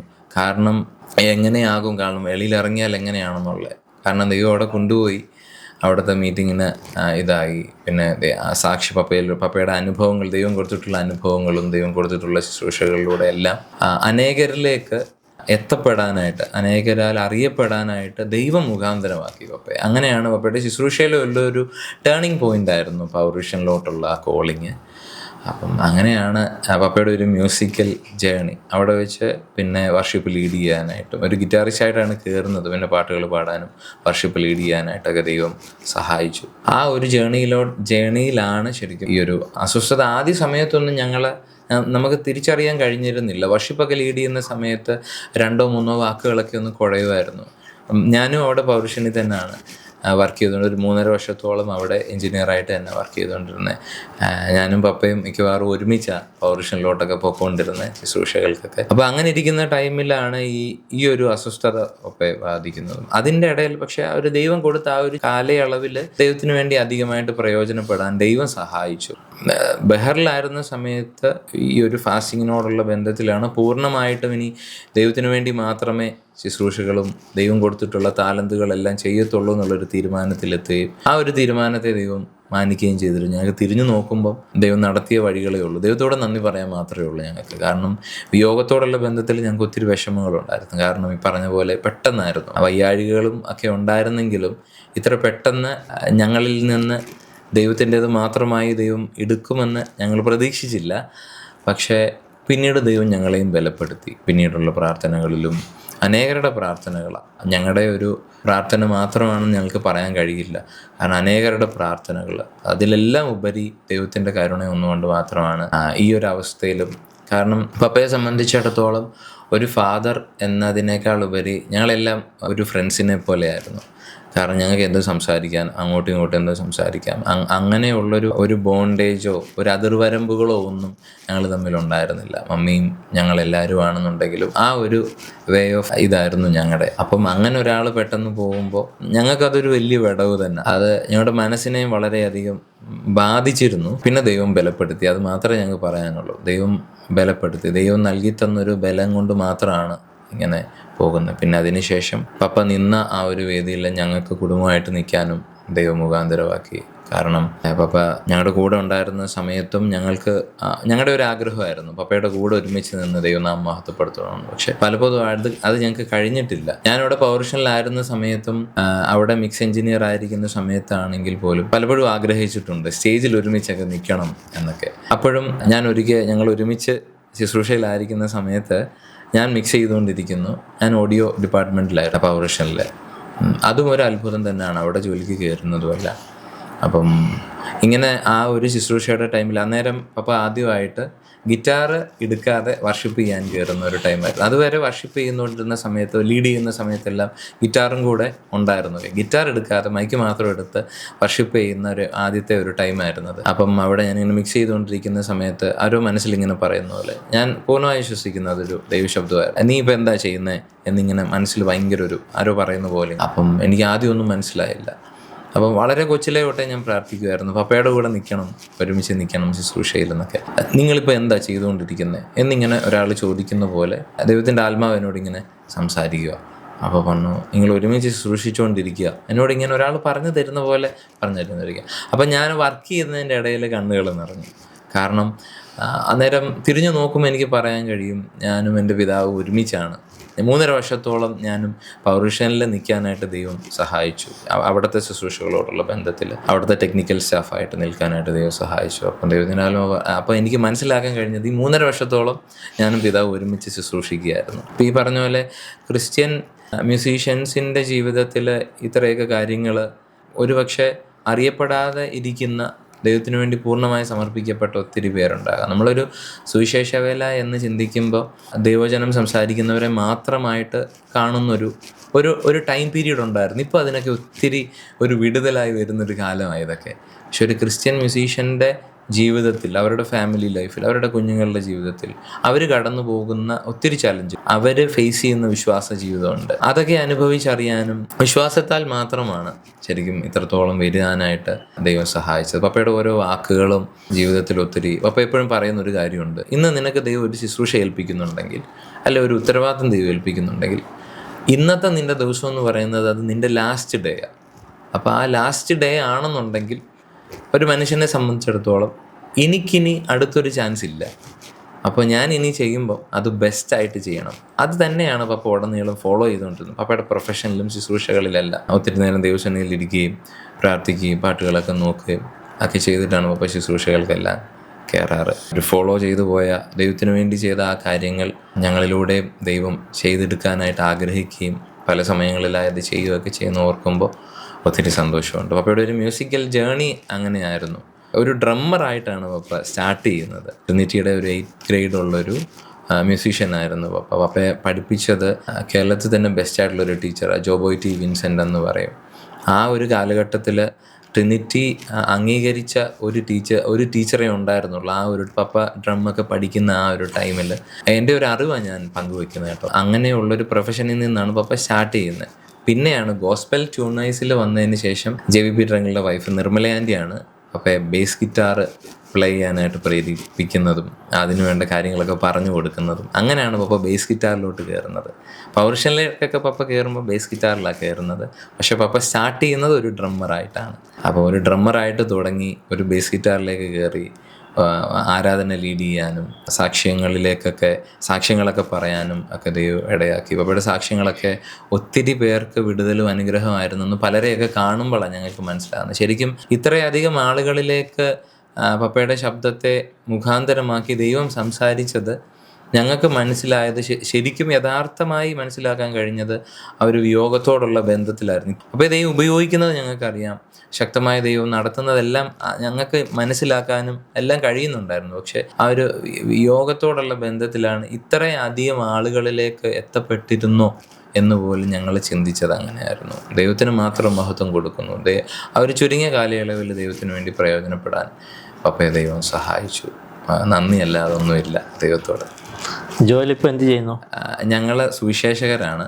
പൂർണ്ണസമയം ഞാൻ 3.5 വർഷത്തോളം പ്രൊഫഷണലായിരുന്നു എന്ന് ഞാൻ പറഞ്ഞല്ലോ. അങ്ങനെ ലാസ്റ്റ് ടൈമിലായപ്പോഴത്തേനും പപ്പയുള്ള ടൈമിൽ തന്നെയാണ് പൂർണ്ണസമയം സുവിശേഷ വേലയ്ക്ക് വേണ്ടി ദൈവാത്മാവ് സംസാരിക്കുകയും അങ്ങനെ ജോലി റിസൈൻ ചെയ്യുകയും ചെയ്തു. എന്നെ സംബന്ധിച്ച് എനിക്ക് എല്ലാ രീതിയിലുള്ളൊരു സപ്പോർട്ടും തന്നുകൊണ്ടിരുന്നൊരു സ്ഥാപനമാണ് പൗർവിഷൻ TV ചാനൽ എന്ന് പറയുന്നത്. ശുശ്രൂഷയിലാണേലും പ്രൊഫഷണലി ആണേലും എൻകറേജ് ചെയ്യാനും നമ്മളെ കൈപിടിച്ച് കയറ്റാനും എല്ലാവരും ഉണ്ടായിരുന്നൊരു സമയമായിരുന്നു. ഇപ്പോഴും അങ്ങനെ തന്നെയാണ്. പക്ഷേ അങ്ങനെ ഒരു സ്ഥാപനത്തിൽ നിന്ന് ഒരു പൂർണ്ണ സമയം സുവിശേഷ വേലയ്ക്ക് വേണ്ടി ഇറങ്ങുമ്പോൾ എങ്ങനെയെന്നുള്ളൊരു ചോദ്യം ഞങ്ങൾക്ക് എല്ലാവർക്കും ഉണ്ടായിരുന്നു. പക്ഷേ മഹാരാഷ്ട്രയിൽ യൂണിവേഴ്സിറ്റി ഓഫ് നേഷൻസിൻ്റെ ഒരു ക്യാമ്പസ് ഉണ്ട്. അവിടെ ദൈവജനം പഠിക്കാൻ പോകാനായിട്ടാണ് ദൈവത്തിൻ്റെ ആത്മാവ് പ്രേരണ തന്നത്. അങ്ങനെ ജോലി റിസൈൻ ചെയ്തു, അവിടെ ദൈവജനം പഠിക്കാനായിട്ട് പോയി. അവിടെ നിന്ന് 1 മാസത്തോളം ആഫ്രിക്കയിൽ സുവിശേഷീകരണത്തിന് വേണ്ടി പോയി. അത് കഴിഞ്ഞ് ഞങ്ങൾ വന്ന് ഒരു 2.5 മാസത്തിനകത്ത് ആഫ്രിക്കയിലേക്ക് കുടുംബമായിട്ട്, ഞാൻ ഒറ്റയ്ക്കാണ് പോയത് സുവിശേഷീകരണത്തോടുള്ള ബന്ധത്തിൽ. അത് കഴിഞ്ഞ് ഞങ്ങൾ വന്ന് 2.5 മാസത്തിനകത്ത് ഞങ്ങൾ ആഫ്രിക്കയിലേക്ക് പോകേണ്ടതാണ്. പക്ഷേ അവിടെ യുദ്ധങ്ങൾ കലാമിറ്റീസൊക്കെ നടക്കുന്നതുകൊണ്ട് ഞങ്ങളുടെ യാത്ര കുറച്ച് നീണ്ടു. ഇപ്പോൾ ഏകദേശം 1 വർഷത്തിൽ കൂടുതലാകുന്നു. അതിൻ്റെ ഇടയിൽ ദൈവത്തിൻ്റെ മഹാകരുണ കൊണ്ട് ശുശ്രൂഷയിൽ പലയിടത്ത് നിൽക്കാനും ദൈവം പലയിടത്ത് നിർത്തുകയൊക്കെ ചെയ്യുന്നു. പൗർഷനിൽ വർഷിപ്പ് ലീഡ് ചെയ്യാനും അങ്ങനെയായിട്ടൊക്കെ ശുശ്രൂഷകളിലൊക്കെ ആയിരിക്കുന്നു. പൗർഷൻ്റെ ശുശ്രൂഷകളിലും പലപ്പോഴായി ദൈവം നിർത്തുന്നു. പലയിടത്തായി വചനം സംസാരിക്കാനൊക്കെ ദൈവം അയക്കുന്നു. ഈ പറഞ്ഞതുപോലെ ഇതിലേക്ക് ഞാൻ കണക്റ്റ് ആകുന്നത്, പപ്പ എനിക്ക് ഒരിക്കലൊരു ബൈബിള് എനിക്ക് ഗിഫ്റ്റ് ചെയ്തായിരുന്നു. ഞാൻ പറയാതെ തന്നെ എനിക്ക് ഗിഫ്റ്റ് ചെയ്തതാണ്. ഒരു ദ്വിഭാഷാ ബൈബിള് എനിക്ക് പപ്പ ഗിഫ്റ്റ് ചെയ്തായിരുന്നു. അപ്പം ഞാൻ ഈ ഓഡിയോ എഞ്ചിനീയറിംഗ് ഒക്കെ പഠിക്കുന്ന ടൈമിൽ ദൈവത്തെ പ്രാർത്ഥിക്കുകയൊക്കെ എടുക്കുകയും ചെയ്യുന്ന സമയത്ത് ഞാൻ എപ്പോഴും പ്രാർത്ഥിക്കുമായിരുന്നു, ദൈവമേ എനിക്ക് ഈ ഒരു പ്രൊഫഷനിലൂടെ ഒത്തിരി അത്ഭുതങ്ങൾ ചെയ്യാനും അടയാളങ്ങളൊക്കെ ചെയ്യാൻ സഹായിക്കണമേ എന്നൊക്കെ പറഞ്ഞ് പ്രാർത്ഥിക്കുകയൊക്കെ ചെയ്യുമായിരുന്നു. അങ്ങനെ ഇരിക്കുന്ന ടൈമിൽ ഒരു ദിവസം വീട്ടിൽ എന്തോ ഒരു കാര്യത്തിൽ ഉൾപ്പെട്ടിരിക്കുന്ന സമയത്ത് പെട്ടെന്ന് എന്നെ റൂമിലേക്ക് ഞാൻ ഓട്ടോമാറ്റിക്കായിട്ട് നടന്നു പോയി. എന്നിട്ട് എന്നെ ആ ബൈബിൾ എടുപ്പിച്ചിട്ട് ദൈവത്തിൻ്റെ ആത്മാവ് എന്നോട് സംസാരിച്ചു, ഇതിലൂടെയാണ് അത്ഭുതങ്ങൾ സൃഷ്ടിക്കാനും അത്ഭുതങ്ങളും അടയാളങ്ങളും എൻ്റെ നാമം നിന്നിലൂടെ ഉയർത്തപ്പെടാനാണ് ഞാൻ ആഗ്രഹിക്കുന്നത്, ഇതിനകത്തൂടെയല്ല. അപ്പോൾ ഞാൻ വളരെയധികം ഇഷ്ടത്തോടെയും പ്രാർത്ഥനയോടെയും എൻജോയ് ചെയ്തുകൊണ്ടിരുന്ന ഒരു പ്രൊഫഷനാണ് അത്. അപ്പം പല ഓപ്പർച്യൂണിറ്റീസ് വന്നിട്ടും ദൈവശബ്ദത്തിൽ ഞാൻ കേൾക്കുന്നത് അവിടെയെല്ലാം നോയ. പക്ഷെ സുവിശേഷത്തിന് വേണ്ടി നിൽക്കാൻ ദൈവം ആഗ്രഹിക്കുന്നു എന്ന് പിന്നീട് മനസ്സിലായി. ഇപ്പോൾ പൂർണ്ണമായിട്ട് ഞങ്ങൾ ദൈവസന്നിധിയിൽ സമർപ്പിച്ചു. ഇപ്പോൾ ഒരു ഫുൾ ടൈം മിഷണറീസായിട്ട് ഞങ്ങൾ മുമ്പോട്ട് പോയിക്കൊണ്ടിരിക്കുകയാണ്. സുവിശേഷകരാണ് ഞങ്ങളൊരു സുവിശേഷകരാണെന്ന് പറയുന്നതിൽ ഞങ്ങൾക്ക് അഭിമാനമേ ഉള്ളൂ. അപ്പം പപ്പ ഫോളോ ചെയ്തത്, പപ്പയുടെ അപ്പച്ചനും ഒരു പാസ്റ്ററായിരുന്നു. അപ്പോൾ ആ ഒരു വഴിയിൽ നടക്കാൻ ദൈവം ഞങ്ങളെയും തിരഞ്ഞെടുത്തു എന്ന് ഞങ്ങൾക്ക് മനസ്സിലായി. ഞങ്ങളൊരു സുവിശേഷകരാണ്. ഈ പൂർണ്ണസമയ സുവിശേഷ വേലയ്ക്ക് വേണ്ടി ഇറങ്ങുന്നതിൽ പപ്പായ ഒരു പ്രചോദനമായിരുന്നു അല്ലേ? അതെ. കാരണം ഞാനത് പറയാനുള്ള കാരണം എന്ന് പറഞ്ഞാൽ, ഞാൻ എൻ്റെ ജനനത്തോടുള്ള ബന്ധത്തിൽ മമ്മി സംസാരിച്ചിരുന്നല്ലോ. ആ ടൈമിൽ ദൈവത്തോട് അവരൊരു ഉടമ്പടി ചെയ്തിരുന്നു. ഈ കുഞ്ഞിനെ പൂർണ്ണ ആരോഗ്യത്തോടെ ഒരു കുറവും ഇല്ലാതെ ഇവനെ തന്നു കഴിഞ്ഞാൽ അങ്ങയുടെ നാമത്തിന് വേണ്ടി ഞങ്ങൾ ഇവനെ സമർപ്പിക്കുന്നു എന്ന് പറഞ്ഞുള്ളൊരു തീരുമാനത്തിലാണ്, ആ ഒരു തീരുമാനത്തോടുള്ള ബന്ധത്തിലാണ് ദൈവം എന്നെ കൊടുക്കുന്നത്. അപ്പം മാതാപിതാക്കൾ എന്നെ ഒരു കടമായാണ് ദൈവത്തിൽ നിന്ന് മേടിച്ചത്. പക്ഷേ ഒരിക്കലും അവരെന്നെ കമ്പൽ ചെയ്തിട്ടില്ല, സുവിശേഷ വേലയ്ക്ക് വേണ്ടി നീ പോകണം, നീ ഇതേ ചെയ്യാവുന്നൊന്നും കമ്പൽ ചെയ്തിട്ടില്ല. ദൈവം സംസാരിക്കുമായിരുന്നു. ദൈവത്തിൻ്റെ സമയമായപ്പം ദൈവം സംസാരിച്ചു. അങ്ങനെ ആണ് ഇറങ്ങിയത്. ആ ഒരു ദൈവസന്നിധിയിൽ അവരെടുത്ത ആ ഒരു ഉടമ്പടിയെ ഫോളോ ചെയ്യിപ്പിക്കാൻ ദൈവാത്മാവ് നിർബന്ധിച്ചു. എൻ്റേതായൊരു ഇഷ്ടം എന്ന് പോലും പറയാൻ പറ്റത്തില്ല. ദൈവം ഒരു നിർബന്ധത്താൽ സുവിശേഷ വേലയിലേക്ക് ഇറങ്ങുമായിരുന്നു. പെട്ടെന്നുണ്ടായ രോഗാവസ്ഥയായിരുന്നോ ഈ മരണത്തിലേക്ക് നയിച്ചത്? അപ്പ 2023 മാർച്ച് മാസം മുതലാണ് ഞങ്ങൾ മോട്ടോർ ന്യൂറോൺ ഡിസീസ് എന്നുള്ളൊരു അസുഖം അപ്പയ്ക്ക് ഡയഗ്നൈസ് ചെയ്തത്. ആക്ച്വലി 2023 ഒക്ടോബർ മാസം അപ്പയ്ക്ക് ഒരു ബോൺ മാരോ ടെസ്റ്റ് ചെയ്തായിരുന്നു. അപ്പയ്ക്ക് ചുമ വന്ന്, പനിയും ചുമയും വന്നിട്ട് ചുമ ഇങ്ങനെ മാറാതെ വന്നപ്പം ഷുഗർ ടെസ്റ്റ് ചെയ്യാൻ വേണ്ടി ലാബിൽ പോയതപ്പ. ആ സമയത്ത് അവിടുത്തെ ഡോക്ടർ പറഞ്ഞു, ചുമയ്ക്കുന്ന കേട്ടപ്പോൾ പറഞ്ഞു ഒരു ബ്ലഡ് ടെസ്റ്റ് ഒന്ന് ചെയ്ത് നോക്കണമെന്ന് പറഞ്ഞപ്പം ചെയ്തു. അന്നേരം അപ്പോൾ ഒറ്റയ്ക്കായിരുന്നു ബ്ലഡ് ടെസ്റ്റിന് പോയിരുന്നത്. ചെയ്തപ്പം അപ്പോഴേക്ക് ലിംഫോസൈറ്റ്സിൻ്റെ അളവ് ഇച്ചിരി കൂടുതലായിരുന്നു. അപ്പം അത് കൂടുതലാണെന്ന് കണ്ടപ്പോഴത്തേക്കും ഹോസ്പിറ്റലിലോട്ട് റെഫർ ചെയ്തിട്ട് അവിടെ പോകണം എന്ന് പറഞ്ഞ് മമ്മ ഞങ്ങളുടെ ഫാമിലി ഫ്രണ്ടിലൊരു അങ്കിളും ആൻറ്റിയും ഇവരൊന്നിച്ച് പോയി. അവിടെ ചെന്ന് ഡോക്ടറെ കണ്ടപ്പോൾ, ഹെമറ്റോളജി ഡിപ്പാർട്ട്മെൻറ്റിലെ ഡോക്ടറെ കണ്ടപ്പം എത്രയും പെട്ടെന്ന് ബോൺ മാരോ ചെയ്യണമെന്ന് പറഞ്ഞു. അങ്ങനെ ബോൺ മാരോ ചെയ്തു. ബോൺ മാരോ ചെയ്തപ്പം ദൈവകൃപയാൽ അപ്പയുടെ ശരീരത്തിൽ ക്യാൻസർ സെൽസ് ഇല്ലായിരുന്നു. ലിംഫോസൈറ്റ്സിൻ്റെ അളവും വൈറ്റ് ബ്ലഡ് സെൽസിൻ്റെ അളവും കൂടിയപ്പം ഓട്ടോമാറ്റിക്കലി ബ്ലഡ് ക്യാൻസറിനുള്ള സാധ്യത വളരെ കൂടുതലായതുകൊണ്ടാണ് ഡയറക്റ്റ് അവർ ബോൺ മാരോ ചെയ്തത്. അന്ന് ഞാനും അച്ഛയും കുഞ്ഞും ഞങ്ങൾ ഇവിടെ ഇല്ല, ഞങ്ങൾ ലോണാവാലയിലായിരുന്നു.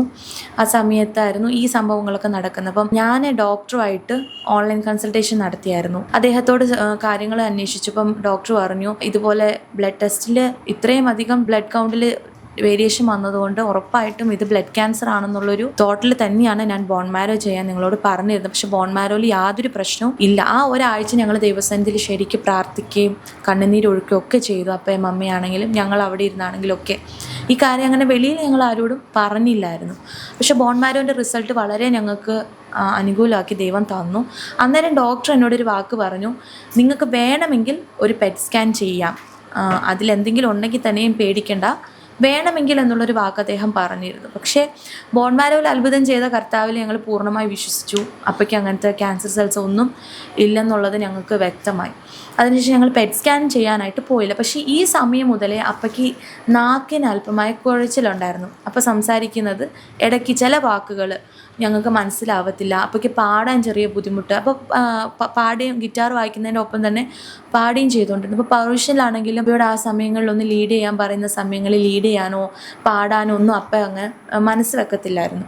ഞങ്ങളോട് അപ്പം അങ്ങനെ പറയത്തില്ലായിരുന്നു. അപ്പോഴേക്കും ഉണ്ടായിരുന്ന ബുദ്ധിമുട്ടുകളൊന്നും ഞങ്ങൾ മനസ്സിലാക്കി എടുക്കുമായിരുന്നു കൂടുതൽ. അങ്ങനെ ഈ നാക്കിൻ്റെ കുഴച്ചിൽ അപ്പോഴേക്ക് മാറാതെ വന്നപ്പോഴത്തേനും ഇതിങ്ങനെ കൂടാൻ തുടങ്ങി. മാർച്ച് മാസമായപ്പം ഞങ്ങൾ ന്യൂറോളജിസ്റ്റിനെ പോയി കണ്ടു. അദ്ദേഹം അപ്പയെ കണ്ട് എക്സാമിൻ ചെയ്ത് കഴിഞ്ഞപ്പോഴത്തേനും അദ്ദേഹം ഓരോ കാര്യങ്ങൾ ചോദിച്ചപ്പോൾ അപ്പോൾ വളരെ സില്ലി ആയിട്ടാണ് അപ്പോൾ അവിടെ ഇരുന്നതും സംസാരിച്ചതും. പക്ഷേ എന്നോട് പറഞ്ഞു, ഞാൻ അപ്പയും കൂടാണ് കയറിയത്, അകത്തോട്ട് കയറി. എന്നോട് പറഞ്ഞു ചൊവ്വാഴ്ച വന്ന് ഹോസ്പിറ്റലിൽ അഡ്മിറ്റ് ആവണമെന്ന് പറഞ്ഞു. അപ്പോൾ ആ സമയത്ത് അപ്പോഴേക്ക് നാക്കിന് കുഴച്ചിലല്ലാതെ വേറെ ഒന്നുമില്ല. ഇപ്പോൾ ഡോക്ടർ ഈ സീരിയസ് ആയിട്ട് പറയുന്ന തക്ക വിധത്തിലുള്ള ഒരു പ്രയാസം അപ്പയിൽ ഞങ്ങൾ അന്നേരം കാണാനതുകൊണ്ട് ഇപ്പോൾ ഇറങ്ങിയതിന് ശേഷം ഞാനും അമ്മയും പിന്നെയും ഡോക്ടറിൻ്റെ അടുത്ത് പോയി ചോദിച്ചു, ഡോക്ടറെ ചൊവ്വാഴ്ച വന്ന് അഡ്മിറ്റ് ആവാൻ പറയത്തക്ക വിധത്തിൽ എന്താ അപ്പയ്ക്ക് പ്രയാസമുള്ളത് എന്ന് ചോദിച്ചപ്പം അദ്ദേഹം എന്നോട് ചോദിച്ചു, മോൾ എന്താ പഠിച്ചതെന്ന് ചോദിച്ചു. ഞാൻ പറഞ്ഞു, ഞാൻ ഡിഗ്രി കഴിഞ്ഞിപ്പോൾ തിയോളജി ചെയ്തുകൊണ്ടിരിക്കുന്നു, അല്ല മെഡിക്കലായിട്ട് എന്തെങ്കിലും അറിവുണ്ടോ? എനിക്ക് അങ്ങനെ അറിവൊന്നുമില്ല സാറേ എന്ന് പറഞ്ഞു. അന്നേരം പറഞ്ഞു, ഇത് MND എന്ന് പറഞ്ഞൊരു അസുഖമാണ്, മോട്ടോർ ന്യൂറോൺ ഡിസീസ് എന്ന് പറയും. ഇത് വളരെ റെയർ ആയിട്ട് വരുന്ന അസുഖമാണ്. ഇതിന് ട്രീറ്റ്മെൻറ്റ് ഇല്ല, ക്യൂറബിൾ അല്ല. അപ്പം എന്നോട് പറഞ്ഞു, ചൊവ്വാഴ്ച നിങ്ങൾ വന്ന് അഡ്മിറ്റ് ആകുക, എന്തെങ്കിലും ചെയ്യാൻ പറ്റുമോ എന്ന് ഞാനൊന്ന് നോക്കട്ടെ എന്നും പറഞ്ഞ് തൈറോയിഡിൻ്റെ ഒരു ടെസ്റ്റും എഴുതി തന്നിട്ട് ഞങ്ങളെ അവിടെ നിന്ന് പറഞ്ഞു വിടുമായിരുന്നു. ആ സമയത്ത് ഞങ്ങളെ ഒത്തിരി ഭയങ്കരവണ്ണം തകർന്നു പോയി ആ ഒരു നിമിഷം. പക്ഷെ അപ്പം ഞങ്ങളോട് പറഞ്ഞു, എനിക്ക് ഈ നെർവ്സും മസിൽസും ഒക്കെ തന്നത് കർത്താവാണ്. ഈ MND എന്ന് പറഞ്ഞ അസുഖത്തിൻ്റെ ഒരു പ്രശ്നം എന്ന് പറഞ്ഞാൽ നമ്മുടെ നെർവ്സും മസിൽസ് എല്ലാം ഓട്ടോമാറ്റിക്കലി വീക്കായി പോകും. അതാണ് ഈ അസുഖം. തന്നത് കർത്താവാണ്, അതുകൊണ്ട് നിങ്ങൾ ധൈര്യമായിട്ടിരിക്കുമെന്ന് പറഞ്ഞു. പിന്നെ ഡോക്ടർ പറഞ്ഞത് സീരിയസ്നെസ് ഒന്നും അപ്പയിൽ കാണാത്തത് കൊണ്ട് ഞങ്ങൾ കുറച്ച് സമയത്തേക്ക് ഒന്നും ഇല്ലെന്നുള്ള രീതിയിൽ ഞങ്ങൾ പോയി. അങ്ങനെ പെട്ടെന്ന് എൻ്റെ പപ്പയും മമ്മയും പാലക്കാട് ആ സമയത്ത്. അപ്പം ഞാൻ അവിടെ ചെന്നപ്പം ഒരു ഡോക്ടറുമായിട്ട് പരിചയപ്പെടാനിടയായിരുന്നു. അദ്ദേഹത്തെ ഒന്ന് പോയി കണ്ടു. ഞാൻ അവിടെ പോയി സംസാരിച്ചു, അപ്പയുടെ കാര്യങ്ങളൊക്കെ പറഞ്ഞു. അപ്പോൾ അപ്പയെ ഒന്ന് നേരിൽ കാണണമെന്ന് പറഞ്ഞപ്പം അപ്പയും മമ്മയും അച്ഛയും കൂടെ അങ്ങോട്ട് വന്നു. അവിടെ ഡോക്ടറുമായിട്ട് നേരിൽ കണ്ടപ്പം ഡോക്ടർ എക്സാമിനൊക്കെ ചെയ്തപ്പോഴത്തേനും ആദ്യം ഞാൻ പറഞ്ഞു, അപ്പയ്ക്ക് ഇങ്ങനെയുള്ള പ്രയാസമാണ്, ഇങ്ങനെ ഒരു ഡോക്ടർ പറഞ്ഞു അപ്പയ്ക്ക് MND ആന്ന് പറഞ്ഞപ്പോൾ ഇദ്ദേഹത്തിന് വിശ്വസിക്കാൻ പറ്റില്ല. കാരണം MND എന്നുള്ളൊരു അസുഖം ബാധിച്ച ഒരു വ്യക്തിക്ക് ഡ്രൈവ് ചെയ്യാൻ പറ്റത്തില്ല, ഗിറ്റാർ വായിക്കാൻ പറ്റത്തില്ല, ഒന്നും ചെയ്യാൻ പറ്റത്തില്ല. മൊത്തത്തിൽ ബെഡ് റിഡൺ ആവുന്ന ഒരു അസുഖമായിരുന്നു. അപ്പം 13 കിലോ ഉള്ള ഗിറ്റാർ പിടിച്ചാണ് രാവും പകലും ഇല്ലാതെ പാർവിഷനിൽ കർത്താവിന് വേണ്ടി നിന്നുകൊണ്ടിരുന്നത്. അപ്പോൾ ഇദ്ദേഹത്തിന് ഞാൻ പറഞ്ഞപ്പോൾ വിശ്വാസമായില്ല. പക്ഷെ അപ്പം എക്സാമിൻ ചെയ്ത് കഴിഞ്ഞപ്പം ഇദ്ദേഹത്തിന് മനസ്സിലായി ഇത് MND എന്നുള്ളൊരു അസുഖം തന്നെയാണ്. മാറ്റി നിർത്തിയിട്ട് എന്നോട് പറഞ്ഞു, മോളെ വിചാരിച്ചതുപോലെ MND തന്നെയാണ്, ആ ഡോക്ടർ തെറ്റല്ല പറഞ്ഞത്. നിങ്ങളൊരു കാര്യം ചെയ്യ്, ഇംഗ്ലീഷ് ട്രീറ്റ്മെൻറ്റിലോട്ട് അലോപ്പതി ട്രീറ്റ്മെൻറ്റ് ചെയ്യണ്ട. കാരണം അലോപ്പതിയിലേക്ക് നമ്മൾ പോകും തോറും ഉള്ള ആരോഗ്യം നഷ്ടപ്പെട്ടു പോകും. കാരണം നമ്മുടെ ഇമ്മ്യൂണിറ്റി പവറിനെ ഒട്ടും ഇല്ലാതാക്കുന്ന ഒരു അസുഖമാണ് MND എന്നുള്ളൊരു അസുഖം. നിങ്ങൾ ടെസ്റ്റും കാര്യങ്ങളും മാത്രം അലോപ്പതിയിൽ ചെയ്തതിന് ശേഷം ആയുർവേദത്തിലൊരു നല്ല ട്രീറ്റ്മെൻറ്റ് ചെയ്യുക. അവിടെ എന്തെങ്കിലും തിരുമലും കാര്യങ്ങളൊക്കെ ആയിട്ട് നമുക്ക് അത്യാവശ്യം മുമ്പോട്ട് കൊണ്ടുപോകാൻ പറ്റുമെന്ന് പറഞ്ഞു. ഡോക്ടർ എഴുതി തന്ന നെർവ് കണ്ടക്ഷൻ സ്റ്റഡി, പിന്നെ EEG എന്നൊക്കെ പറഞ്ഞ് ഒത്തിരി ടെസ്റ്റുകൾ. അപ്പോൾ എനിക്കൊന്നും അപ്പോൾ ചെയ്യാത്ത ഒരു ടെസ്റ്റും ഇല്ല. മൊത്തത്തിൽ MRI തൊട്ട് CT സ്കാൻ തൊട്ട് സകല ടെസ്റ്റുകളും നമ്മൾ എറണാകുളം ഡയഗ്നോസ്റ്റിക് ലാബിൽ എല്ലായിടത്തും പോയി ഉള്ള ടെസ്റ്റുകളെല്ലാം അപ്പയ്ക്ക് ചെയ്തു. MND എന്നുള്ള അസുഖം അപ്പയ്ക്ക് ഡയഗ്നൈസ് ചെയ്തു എല്ലായിടത്തും. അങ്ങനെ ഞങ്ങൾ നല്ലൊരു ആയുർവേദത്തിൽ ഒരു ട്രീറ്റ്മെൻറ്റ് വേണമല്ലോ എന്ന് വിചാരിച്ച് ഞങ്ങളിങ്ങനെ ആലോചിച്ച് പ്രാർത്ഥിച്ചുകൊണ്ടിരുന്ന സമയത്ത് ഞങ്ങൾക്ക് ഒരു ദേവദാസൻ മുഖാന്തരം മുളന്തുരുത്തിയിലുള്ള പൈൻ കെയറിൽ ഞങ്ങളവിടെ പോയി. അപ്പോഴേക്ക് അവിടെ നല്ല വ്യത്യാസം ഉണ്ടായിരുന്നു. അപ്പോഴേക്ക് അവിടെ ചെല്ലുന്ന സമയത്ത് ഭക്ഷണമൊന്നും ഇറങ്ങത്തില്ലായിരുന്നു. പക്ഷേ അവിടുത്തെ ട്രീറ്റ്മെൻറ്റിൽ അപ്പോൾ ഭക്ഷണം ഇറക്കാനും ഒക്കെയുള്ള കപ്പാസിറ്റിയൊക്കെ വന്നു തുടങ്ങി. നല്ല മാറ്റങ്ങൾ അപ്പയിൽ ഉണ്ടായിരുന്നു. പക്ഷേ ഇടയിൽ വെച്ചൊരു മെയ് മാസത്തിന് ശേഷം 2024 മെയ് മാസത്തിന് ശേഷം അപ്പയ്ക്ക് പനി വന്നു. ആ പനി അപ്പയെ ഒത്തിരി തകർത്തു. ചുമ വന്നു. കാരണം ഞാൻ പറഞ്ഞല്ലോ, MND എന്ന് പറഞ്ഞ അസുഖം നമ്മുടെ ഇമ്മ്യൂണിറ്റി പവറിനെ സ്ലോലി ഇല്ലാതാക്കുന്ന ഒരു അസുഖം. അപ്പം ഇങ്ങനെയുള്ളവർക്ക് പനി, ഇൻഫെക്ഷൻ ഒന്നും വരാൻ പാടില്ല. അപ്പയ്ക്ക് പക്ഷെ പനി വന്നു. അപ്പം കാണാൻ അന്നേരമൊക്കെ ഒത്തിരി പേര് വരുമായിരുന്നു. മാർച്ച് മാസം അപ്പം ഈ ട്രീറ്റ്മെൻറ്റിന് പോകുന്നതിൻ്റെ തൊട്ട് സൺഡേ വരെ, ഞങ്ങൾ തിങ്കളാഴ്ചയാണ് മുളന്തുരുത്തിൽ ട്രീറ്റ്മെൻറ്റിന് പോകുന്നത്. ആ സൺഡേ പോലെ അപ്പോൾ പവർവിഷനിൽ ഗിറ്റാർ വായിച്ച് പാട്ട് പാടി കർത്താവിൻ്റെ നാമത്തെ ഉയർത്തിയതിന് ശേഷമാണ് ഞങ്ങൾ ട്രീറ്റ്മെൻറ്റിന് പോകുന്നത് പോലും. അതിനുശേഷം അപ്പ കംപ്ലീറ്റ്ലി റെസ്റ്റിലായിരുന്നു. പക്ഷെ അപ്പയുടെ കാര്യങ്ങളെല്ലാം അപ്പം ചെയ്യുമായിരുന്നു. ഡ്രൈവ് ചെയ്യാനാണേലും പോകാനാണേലും വരാനാണേലും ഭക്ഷണം കഴിക്കാനും ഒന്നിനും ദൈവകൃപയാൽ അപ്പയ്ക്ക് യാതൊരു പ്രയാസവും അവസാന നിമിഷം വരെയും കർത്താവ് വരുത്തിയില്ല. അങ്ങനെ ആ മെയ് മാസത്തിന് ശേഷം അപ്പയ്ക്ക് ആ പനിയും ചുമയും വന്ന് അപ്പം മൊത്തത്തിൽ വീക്കാവാൻ തുടങ്ങി. അങ്ങനെ അപ്പയുടെ ലങ് കപ്പാസിറ്റിയൊക്കെ അല്പം കുറഞ്ഞു തുടങ്ങി. ചുമ മാറുന്നില്ല, ഭക്ഷണം ഇറക്കുന്നതൊക്കെ അല്പം ബുദ്ധിമുട്ടായി തുടങ്ങി. അപ്പയ്ക്ക് ഇത് ഡയഗ്നൈസ് ചെയ്ത ടൈം മുതൽ, അതുമല്ല ഇത് പെട്ടെന്ന് വരുന്നൊരു അസുഖമല്ല. നമ്മുടെ ശരീരത്തിൽ ചെറുതായിട്ട് വരുന്നൊരു അവിടെയും മസിൽസും നോംസും എല്ലാം വീക്കായി തുടങ്ങുന്നൊരു അസുഖമാണ്. അപ്പോൾ ഞങ്ങളോട് പറയുന്നത് ആദ്യം അദ്ദേഹം പറഞ്ഞത് MND ആവാൻ സാധ്യതയില്ല. കാരണം MND ഉള്ള ഒരാൾക്ക് ഒരിക്കലും ഇങ്ങനെ ഇരിക്കാൻ പറ്റത്തില്ല. മൈസ്താനിയ ഗ്രാവിസ് ആയിരിക്കും എന്ന് പറഞ്ഞ് അതിൻ്റെ ടെസ്റ്റുകൾ ചെയ്തു. ആദ്യം മൈസ്താനിയ ഗ്രാവിസ് ആണെന്നുള്ള രീതിയിലുള്ള കൺഫർമേഷൻ കിട്ടി. പക്ഷെ പിന്നെയും അതൊന്ന് കൺഫേം ചെയ്യാൻ ഒരു ടെസ്റ്റ് ചെയ്തപ്പം മൈസ്താനിയ അല്ല, വേറൊരു അസുഖമാണ്, MND തന്നെയാണെന്നുള്ളത്. അപ്പം ഞങ്ങളോട് അദ്ദേഹവും പറഞ്ഞു ദൈവത്തിൻ്റെ വലിയ കരുതലാണ് അപ്പയോടുള്ള.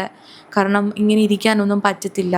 ഇതിൻ്റെ ഇടയിൽ ഞങ്ങൾ ഫിസിയോതെറാപ്പി, സ്പീച്ച് തെറാപ്പി, ഇങ്ങനെയുള്ള തെറാപ്പികളൊക്കെ അപ്പയ്ക്ക് ചെയ്തുകൊണ്ടിരുന്നു. തിരുവല്ലയിലും മന്നാടിയിലൊക്കെ ആയിട്ട് ഒത്തിരി പ്രതീക്ഷ ഞങ്ങൾക്കുണ്ടായിരുന്നു. അപ്പോൾ ഒരിക്കലും മരണപ്പെടും എന്ന് ഞങ്ങൾ സ്വപ്നത്തിൽ ചിന്തിച്ചിട്ടില്ല. അപ്പം മടങ്ങി വരും എന്നുള്ള ഒരൊറ്റ വിശ്വാസത്തിൽ അപ്പയാണെങ്കിലും വീട്ടിലെങ്ങനെ ഇരിക്കാതെ കർത്താവിന് വേണ്ടി ഒത്തിരി ഓടിയൊരു മനുഷ്യന്. അപ്പോൾ അപ്പയ്ക്ക് ഇങ്ങനെ ഒരു പ്രയാസം വന്നപ്പോൾ മെൻ്റലി അപ്പോൾ ഒത്തിരി വീക്കായിരുന്നു. അപ്പം ഞങ്ങളാണേലും അപ്പയോട് പറയുമായിരുന്നു നമുക്ക് ഒന്നിച്ച് നിൽക്കണം, അപ്പ ഒത്തിരി സ്ഥലങ്ങളിൽ കർത്താവിന് വേണ്ടി നിൽക്കണം, ശുശ്രൂഷിക്കണം.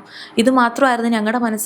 അപ്പയും ഒത്തിരി ദൈവത്തിൽ ആശ്രയിക്കുകയും പ്രത്യാശിക്കുകയൊക്കെ ചെയ്തായിരുന്നു. പക്ഷേ ഓഗസ്റ്റ് മാസം കഴിഞ്ഞ് സെപ്റ്റംബർ ഒക്കെ ആയപ്പോഴത്തേനും കുറച്ചും കൂടെ അപ്പയൊന്ന് വീക്കായി. ഓഗസ്റ്റൊക്കെ ആയപ്പോഴത്തേനും വെയിറ്റൊക്കെ പിന്നെയും കുറയാൻ തുടങ്ങി, ലങ് കപ്പാസിറ്റി കുറഞ്ഞു. ഞങ്ങൾ ഒരു ഗ്യാസ്ട്രോൻ്റെ അടുത്ത് പോയപ്പം ഞാൻ അപ്പം മരിക്കുന്നതിൻ്റെ തലേ ദിവസം പോയപ്പോഴത്തേനും അദ്ദേഹം പറഞ്ഞു ഭക്ഷണം ഒട്ടും ഇറങ്ങാത്തത് കൊണ്ട് മേ ബി ട്യൂബ് ഇടേണ്ട വരുമായിരിക്കും എന്ന് പറഞ്ഞു. പക്ഷെ ദൈവം അതുപോലും അനുവദിക്കാതെ ആരോഗ്യത്തോടെ തന്നെ ഇരിക്കുമ്പം അപ്പം ഭക്ഷണം കഴിക്കുന്നതിൻ്റെ ഇടയിൽ തന്നെ കർത്താവിൻ്റെ സന്നിധിയിൽ ചേർക്കപ്പെടാൻ ദൈവം സഹായിച്ചു. അപ്പോഴേക്ക് അറ്റാക്ക് ആയിരുന്നെങ്കിലും മരണത്തിന് ശേഷം അവരെ എക്സാമിൻ ചെയ്യുമല്ലോ ഡോക്ടേഴ്സ്, നോക്കുമ്പോൾ അപ്പയുടെ ഹാർട്ടിൻ്റെ മസിൽസ് കംപ്ലീറ്റ്ലി വീക്കായിരുന്നു. അപ്പോൾ MND എന്നുള്ളൊരു അസുഖം ഇങ്ങനെ നമ്മുടെ ശരീരത്തിലെല്ലാം വീക്ക്നെസ് ഉണ്ടാക്കുന്നതുകൊണ്ട് ഹാർട്ടിൻ്റെ മസിൽസ് എല്ലാം അപ്പയ്ക്ക് വീക്കായിരുന്നു. അപ്പോൾ ഡോക്ടർ പറഞ്ഞത് ഇദ്ദേഹത്തിന് ഇതിന് മുന്നേ അറ്റാക്ക് വന്നിട്ടുണ്ടാകാം, അല്ലാന്നുണ്ടെങ്കിൽ ഇദ്ദേഹത്തിന് നമ്മളോട് പറയാനുള്ള സെൻസ് ചെയ്യാൻ പറ്റിയില്ല, അല്ലെങ്കിൽ അപ്പോൾ ഡയബറ്റിക് ആയിരുന്നു. 2006 മുതൽ അപ്പോൾ ഡയബറ്റിക് ആയതുകൊണ്ട് ഈ പെയിൻ അറിയാനായിട്ട് പറ്റിയിട്ടുണ്ടാവില്ല. അതുകൊണ്ട് അപ്പം ഇങ്ങനെ മരണപ്പെടാൻ ഒക്ടോബർ മാസം 20 കർത്താവിൻ്റെ സന്നിധിയിൽ ചേർക്കപ്പെടാനിടയായത്. ബ്ലഡ് ടെസ്റ്റിൽ ഉണ്ടായിരുന്ന ആ വേരിയേഷൻ ഈ അസുഖം മൂലമായിരുന്നു ഉണ്ടായത്? അത് ഡോക്ടർമാർക്ക് കണ്ടുപിടിക്കാൻ വൈകിയതായിരുന്നോ? അതെ, അപ്പോഴേക്ക് ഈ MND എന്നുള്ള അസുഖമുള്ളവർക്ക് ബ്ലഡ് വേരിയേഷൻ, അതായത് ബ്ലഡിൽ ഇൻഫെക്ഷൻ, ലിംഫോസൈറ്റ്സ് വൈറ്റ് ബ്ലഡ് സെൽസിൻ്റെ അളവ് ഏറ്റവും കൂടിക്കൊണ്ടിരിക്കും. അത് അന്നേരം ഈ MND എന്നുള്ളൊരു അസുഖം റെയർ ഡിസീസ് ആയതുകൊണ്ട് തന്നെ ഡോക്ടേഴ്സ് പെട്ടെന്ന് ആ ഒരു ഭാഗത്തിലേക്ക് പോയില്ല. പിന്നെ ആ ഒരു ടൈമിൽ അപ്പയ്ക്ക് നാക്കിൻ്റെ കുഴച്ചിലൊക്കെ തുടങ്ങി വരുന്നതേ ഉള്ളൂ, ഒരു ഇനീഷ്യൽ പോയിന്റിലായിരുന്നു. അത് അന്ന് ഡോക്ടേഴ്സിനോട് ഞങ്ങൾ പറഞ്ഞില്ല. പിന്നെ ഇത് കൂടി വന്നപ്പോഴാണ്, കാരണം എന്താണെന്ന് വെച്ചാൽ ഇപ്പോൾ ഡോക്ടറെ കാണിച്ചായിരുന്നു നാക്കിൻ്റെ കുഴച്ചിൽ കാരണം. പക്ഷേ അത് ഡയബറ്റിക് ആയതുകൊണ്ട് മേ ബി ഷുഗർ ലോ ആവുന്നതുകൊണ്ടോ, കാരണം അപ്പം ഇൻസുലിനൊക്കെ എടുത്തുകൊണ്ടിരുന്ന സമയമായിരുന്നു, മേ ബി അതുകൊണ്ടായിരിക്കാം ഇങ്ങനെ നാക്കിൻ്റെ കുഴച്ചിലൊക്കെ വരുന്നതെന്നായിരുന്നു അന്നും ഡോക്ടേഴ്സ് പറഞ്ഞുകൊണ്ടിരുന്നത്. പക്ഷേ അത് ഗ്രാജുവലി നാക്കിൻ്റെ കുഴച്ചിൽ കൂടി. പിന്നെ അപ്പയ്ക്ക് ഭക്ഷണം ഇറക്കാൻ വളരെ താമസം എടുക്കുമായിരുന്നു. ഭക്ഷണം കഴിക്കുമ്പോൾ ടൈം ആയപ്പോഴത്തേനും കൈയൊക്കെ ഒന്ന് വീക്കായി തുടങ്ങി. അതല്ലാതെ വേറെ പ്രയാസങ്ങളൊന്നും അപ്പയ്ക്ക് ഉണ്ടായിരുന്നില്ല. ഇതുവരെ ഞങ്ങളോട് നിങ്ങളുടെ ജീവിതാനുഭവങ്ങളും ഒരു ക്രിസ്ത്യൻ മ്യൂസീഷ്യൻ്റെ ജീവിതത്തിൽ പാതകളും ഒക്കെ ഞങ്ങളെ അറിയിച്ചതിൽ, ഞങ്ങളുടെ പ്രേക്ഷകരുമായി പങ്കിട്ടതിൽ നന്ദി. ക്രൈസ്തവ മേഖലയിൽ ഇതുപോലെ മികച്ച സംഭാവനകൾ നൽകിയ പലരും തങ്ങളുടെ മരണത്തോടെ വിസ്മരിക്കപ്പെട്ടുകൂടാ എന്നുള്ള ചിന്തയിൽ നിന്നാണ് ക്രിസ്ത്യൻ ഫോക്കസ് മീഡിയ അവരിലേക്ക് ഇറങ്ങിച്ചെന്ന് അവരുടെ അനുഭവങ്ങൾ നിങ്ങളുമായി പങ്കുവയ്ക്കുന്നത്. Christian focus media signing off.